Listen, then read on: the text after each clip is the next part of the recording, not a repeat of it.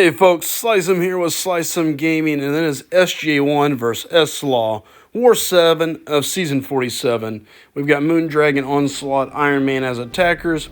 First fight, as you can see here, we've got Onslaught taking on Atuma, Node 3, that's Electric Defense, Spaced Armor, Overwhelming Odds. The big thing here is the Electric Defense, so if he's got an armor up on, basically you can get shock on you. Onslaught works really well for Atuma. Now, if you've watched my videos any at all this season, I had a fight similar to this earlier this season. Onslaught versus Atuma, and basically it went really well to start, and then I almost butchered it. I almost cost us an easy attack bonus. And so since then, I've done a little studying, done a little testing, and I feel like I did a much better job coming prepared to this fight. And basically what I'm going to do here is I'm looking to parry heavy this fight. Yes, I'm going to be able to land some regular attacks, but at the end of the day, I just want to parry heavy. And as you can see, Atuma doesn't get any armor buffs, or at least none that I'm really aware of that really factored in here. So I have nothing to worry about. Nothing's really going to happen here. I'm not going to power burn myself. And as you can see, I'm wanting to just throw. There it is. He's going to hydrate, and we want to parry to get those to fall off. And we're going to heavy, and we're just building up to our special 2. And here he comes, and he's unstoppable again. Give me that. Yep, missed it. Give me that parry. There we go. And we're going to heavy, and all we want to do is heavy into our special 2. And I didn't even heavy into it. I just straight went into it, and guess what? It doesn't matter. That's going to be all she wrote for Atuma. He's done. He's done. So this was a much cleaner fight than my previous Atuma fight. I came into this a lot more prepared, a little more studying, a little bit more work into this. Played around with it before I got into that fight. So, second fight, Onslaught versus Doom. Again, electric defense, spaced armor, heavy-handed, and enhanced armored up. The biggest thing here again is, if he's got an armor debuff, you're going to power drain yourself. So as you can see, from electric defense, spaced armor, and then of course heavy-handed. So. Got to watch out for his heavies. That's the basic rundown on this. Watch out for armor buffs, and watch out for your heavies. So, as you can see, we're just going to be able to play here. Now, the upside to this is if Onslaught does get a shock on him, right? If shock lands on Onslaught, he starts placing his neuro shocks back on the opponent. So, I'm not overly worried about being shocked. If I get a shock on me, I just need to stay away so that Doom can't, accidentally backhand me to Doom. So, and I went with a special 2 early. I probably should have used a special 1 to start with. I really was kind of worried about how Doom would interact with the Neuros. And there you go, you can see I had a shock on me briefly. I was able to stack up some Neuro shocks from it. And I really should have went with L1s to start, just to kind of get things rolling, get the Neuro shocks, but I didn't know how those would really play out on Doom. As I was kind of saying a second ago, I was just really kind of concerned. I thought maybe it wouldn't stack or do something goofy. Obviously they stack, obviously they work. The other thing I didn't think about was the magnetism from Onslaught there. So little mistakes, but we'll take it. So totally goofed up evading the L1 there, and as you can see I got a shock, so I'm just keeping my distance, letting the Neuro shock stack up, and Doom is approaching that 50% range. And this is where I was kind of like, okay, he's got 6. You know what, that hurts a lot more if he's got some Neuro shocks. So again, had I used an L1 or 2 before running an L2 earlier, I think this fight would have been a lot faster. I played it probably overly conservative, as I was a little concerned about how this war would turn out. And as you can see there, I'm stacking up the debuffs, so I think I would have been fine. I think if I could go back and do this fight again, I would have used the L1 and played off of my heavy a little bit more. But guess what? We still got a solo, and there we're ending it with an L1, so we kind of did the fight backwards. We should have done L1s into the L2s. Instead, we did L2s into L1s. But hey, it worked, and there you go. We got the full attack bonus, 3 hits on us, a couple little goofy mistakes. So next fight, we've got Apocalypse here on Node 24. So we jumped from Path 3 to Path 6. Node 24 Apocalypse. Prowess buildup, unblockable, Band-Aid solution, superior specials, and return policy. So the big thing is because we're going to be using Iron Man as our attacker, these nodes really don't mean anything. He's going to be unblockable if he's got 3 prowess.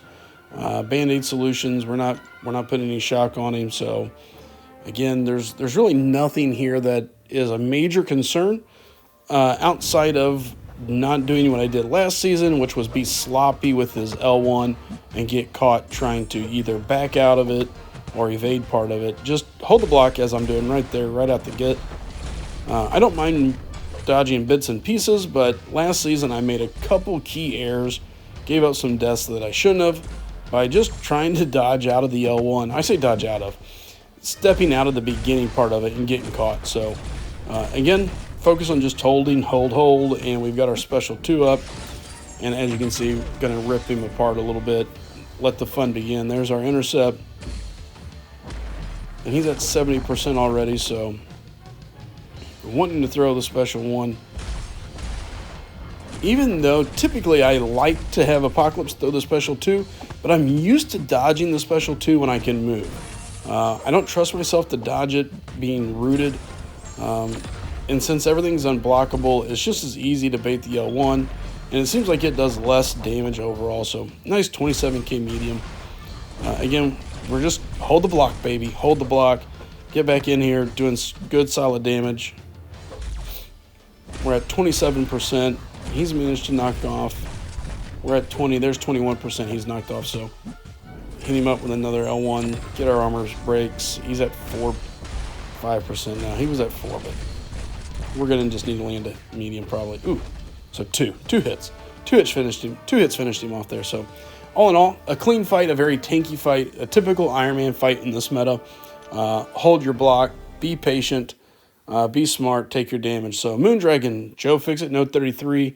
Again, unblockable with the Prowess, Band-Aid solution, passively special. Okay, so this is a fight that I was kind of worried about coming into. I didn't know how this was going to work. I didn't know what we were going to be doing for sure. And as you can see, we burn an invuln boost here. We ramp up our power back and our damage. This, I had a game plan coming into. Really, I wanted to get hit by his L1 shortly before I reached 20 stacks. So we're at 6, 8, and I'm just hitting the block. I'm wanting to kind of control this fight. I want to get to that 16 range or so, and I'm hoping to be able to time that with his L1. Because what happens is when Moondragon gets a bleed on her, she will start to automatically gain charges. So what I really was wanting to do is be able to have him throw his L1 and push me into my phase, because I would drop it. Once she hits 20, she loses all of her debuffs. So the good news is bleed potencies are reduced, and I freaked out a little. I freaked out. I tried to rush back in and return. That just made it worse. And as you can see here, I'm took a lot of extra damage. I really shouldn't have. I'm able to get right back on top of this. Bait the heavy. Get back to my special 2. Don't mind my notification. And whammo. There we go. So the fight worked the way I expected. I didn't play it as well as I expected. But I had a game plan coming into it. I knew I was going to have to race him kind of towards the end. I didn't play it as well as I wanted. I feel really upset with that. We'll go back to that Iron Man, Emma Frost, Node 40. But yeah, I didn't play that Joe Fixit fight as well as I wanted. But it was a solo, so we'll take it. First time getting to fighting with Moondragon. I picked up some things I think I can do better, but at the end of the day, a solo is a solo, so I'm going to be happy with that. I just wish I had played it a little bit better. So, okay, we got Iron Man versus Emma again. This fight here is really about just keeping the armor break on her, or at that point, honestly, just really keeping the power situation where she stays off a diamond form. There's a lot of things here that can kind of work to my favor, and you're going to kind of see that as this fight goes, kind of how I played this to my favor. I power started 1, and I kind of make a mistake early. You'll kind of see here as we go. There's things that drain power. Anytime my buffs wear off, I'm going to lose power. And as you can see, I power drain there. So I was like, okay, screw this. So I'm going to power drain. Let's just go at it. Armor breaker. And let's just see what happens. And as you can see, as this fight goes, I'm basically going to stay right under a bar of power. So at this point, it's a tank fight. I don't mind reverse controls. They've never really bothered me, so I say that as I get whacked right there, but I think that's the only time she hits me here. So the reverse controls don't bother me. I've played against Emma enough, as probably most of us have, so I know when it's coming. It's a standard block and move. And there, I just went ahead and blocked that one. Just because I did take that hit earlier, I felt fairly comfortable, but there's kind of no need to risk anything here. And on top of it, I've got another Iron Man fight coming up, actually 2 of them. So anything I can do to save potions, and we're in a good, healthy spot. We're way out ahead of the race. We're not taking any major damage, and we're chipping away on her. So at this point, I really hate missing the second one. I like to, if anything, I want to block the first, dex the second, so I can get back in and punish that special, but kind of missed that opportunity. So there it was. We blocked the first, dex the second, and we're in there punishing away on her special. So again, doing it again. Just being safe. Just being safe. I could probably dex them both, as I've done a couple different times here in this fight, but I feel like the fight was under fairly good control, so there's really no reason for it. And as you can see, wanting to debate it one more time. We're at 11, and that should bring it into her. Yeah, there we go. So, all in all, a good control fight, other than getting whacked by that special. And as you can see there, I think it's going to show, 2 hits. 2 hits on that one special. So, it was a long fight just because of, couldn't really ramp Iron Man up, but it worked out. So, Iron Man, Sauron, Node 43, Hazard Shift, Incinerate, Shock, Aggression, Prowess, and Insult to Injury. So again, the big thing, we got Hazard Shift. One of the things as we scroll through here, you're going to notice right at the bottom, there's going to be that little triangle showing we got Stormbreaker. So we did get an Odin buff that's going to make us shock resistant 90%. So this means I can fight pretty well non-stop. Iron Man Incinerate immune, so I don't have to worry about the Incinerate phase. And thanks to the Odin buff, I don't have to really worry about the shocks either. The big thing about that is it keeps the prowess down. I don't have to worry too much. And as you can see, we power start 1. I want to get to my L2 just to try and make this easier. Unfortunately, he's going to go ahead and get his special one first. But that's all right. We're going to go ahead and clear him of some of those.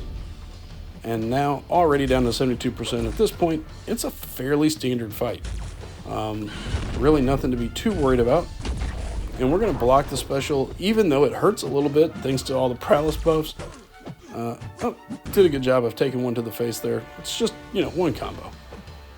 And now he's unblockable. So even though I can block his specials, I can't block Unblockable's normal hits. So dex out the back part of this, and let's land that L1. Big damage there, taking him down to 32%. Parry, keep rolling into a relic, and that's going to be all she wrote. So a pretty good quick fight, really. Played out really well, knew exactly what we were doing coming into it. Outside of making that little mistake and getting hit by that combo, I felt like it was a pretty good run. So, and then we got Iron Man versus Storm on Node 46. Aspect of Evolution, Enhanced Special 2, Special 2 Bias, and Enhanced Power Gain. Coming into this fight, not going to lie, I was a little bit worried about how much power she was really going to gain, and how much control I would have of this fight. I was worried that it might get to the point where it would get a little crazy, a little out of control, and I was going to be stuck soaking special after special. And that was my main concern coming into this fight. So as you can see, I kind of sat there and reread those for a second, thinking, okay, am I going to miss anything? What am I thinking? So, and starting with the power start 1, just trying to kind of get into my routine, my groove. For me, the rotation I like to use for Iron Man early. Other big thing, being able to taunt or land my taunts with my intercepts, mainly because of nothing else. It helps keep that power down. It helps keep her under control so that I can bait these special ones, which kind of like Emma, block the first half, decks out the second, and put me on top of her so I can get myself into a groove. That one was backwards. We dexed the first part, blocked the second. But in a pretty good position. We're approaching the halfway mark. Felt like we've had good control of the fight overall. So again, I felt good. There's our taunt. Gonna land another L1 down to 45%. She threw the special at really good pace there. I didn't even have to bait it.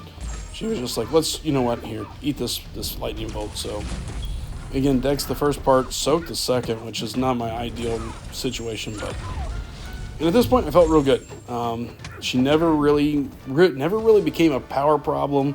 Was able to keep everything in check, which was the thing I was concerned about the most. I was concerned how well she would throw her special one if I was going to be stuck dealing with a bunch of special twos. Final score, as you can see, we pick up a win. 5 deaths for us. Much better after our terrible performance in the previous war where we had 11. So I wasn't too happy with that, but I was real happy with our fight here. Again, 5 deaths. That's more in line with what we expected out of ourselves this season. So I'm really hoping to see us start to turn ourselves around and get back into where we need to be when it comes to down this final push. So not a lot of wars left. Seeing a 5-death war from us was a big step in the right direction. And as you can see, we move up. We're now tailing only TCN and SSX in the top 10 on top of the top 3, which I think at this point was Nefty, Salty, and GT40. So sitting in the 6th spot, we moved up a little.